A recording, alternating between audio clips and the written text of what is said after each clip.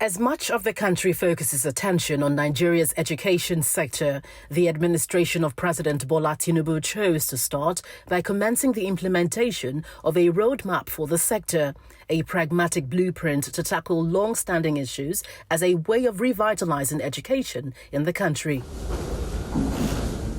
In a bold move, President Bola Tinubu's administration launched the Nigerian Education Loan Fund, an interest-free loan scheme aimed at alleviating the financial burden on students.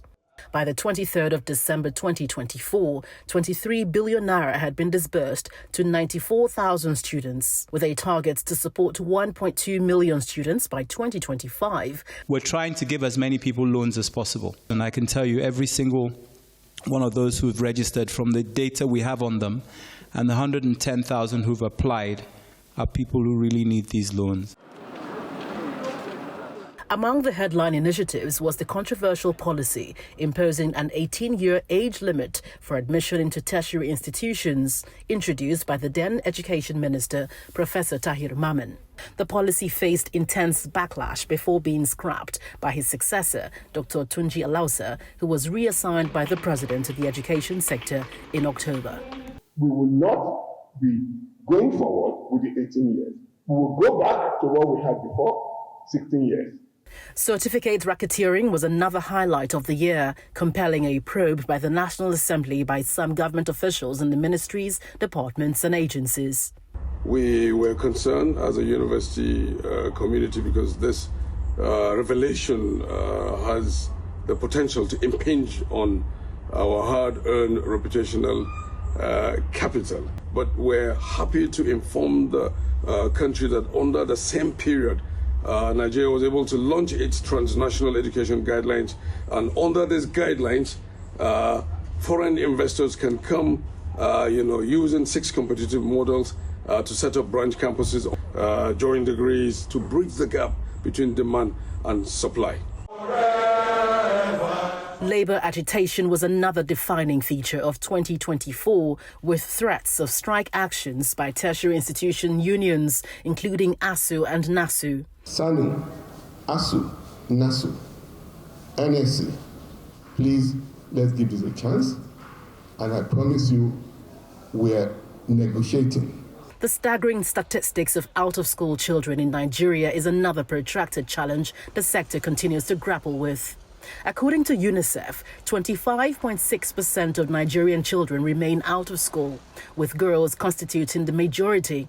This alarming statistic has kept stakeholders calling for increased interventions and better funding mechanisms. What are the problems? Maybe we don't have sufficient schools or classrooms. We need nothing less than 350,000 teachers per annum to fill the gap at the basic education level.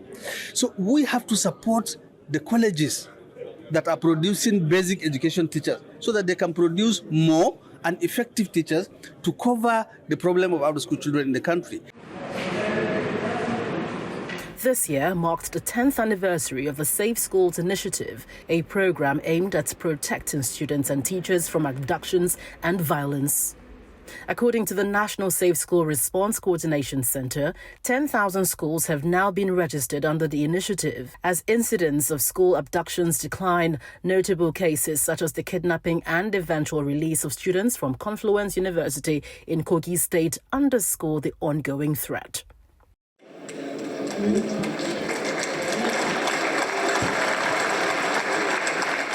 Funding remained a hot topic throughout the year. In the President's 2025 budget proposal, federal allocations to education reached 3.52 trillion naira in the 2025 budget proposal. But experts argue that this remains insufficient to address the sector's infrastructure and personnel needs.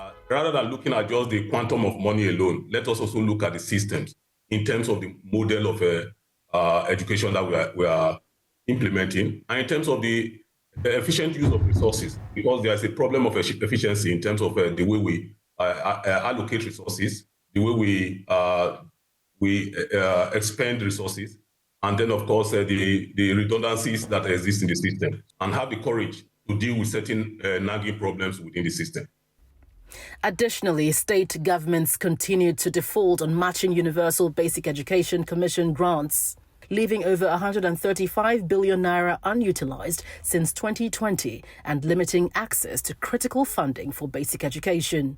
It's a shame, actually, because let's just take the case of performance at the basic examinations, and you look at the performances over the years in terms of just take English and mathematics as an example. It's a disgrace. There is really no commitment at all levels to universal basic education, and this is the fundamental challenge, that we run a system where there is no positive valuation of education. The connection between the nexus between education and development, we are still grappling with it.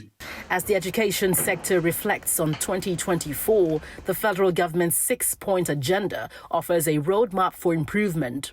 With targeted investments, innovative policies, and stakeholder collaboration, Nigerians remain hopeful that the coming years will usher in sustainable progress for Nigeria's education system. Gloria Umezuke, Channels Television News.